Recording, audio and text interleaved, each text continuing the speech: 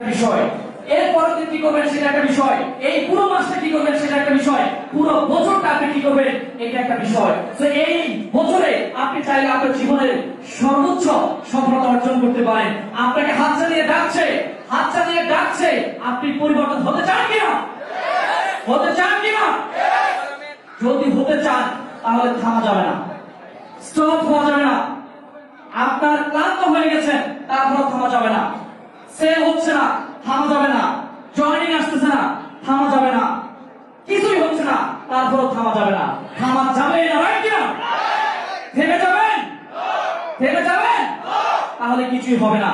আজকে আমি 2018 সালে থেকে কাজ স্টার্ট করেছি, আদর্শ পর্যন্ত থেমে যাই নাই বলে কিন্তু আজকে বিশ্বের 125টা কান্ট্রিতে আজকে 75,000 কাস্টমার আমার টিমে আছে। কত হাজার? 75,000 কাস্টমার আজকে আমার টিমে আছে, বিকজ আমি কন্টিনিউ ভাবে কাজ করেছি বলে। আজকে আমার টিমে 35 জন ডায়মন্ড আছে। কয়টা ডায়মন্ড আছে?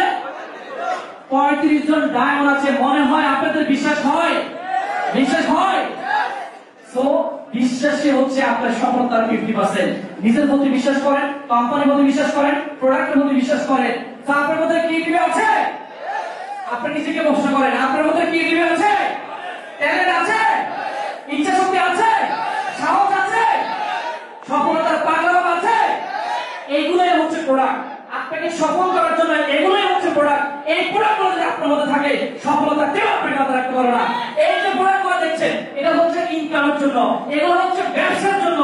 আর আপনার সফলতার জন্য হচ্ছে আপনার মধ্যে জিদ, সাহস, ইচ্ছা শক্তি, ট্যালেন্ট, এগুলো হচ্ছে আপনার প্রোডাক্ট। এগুলো আছে আপনার ভিতরে?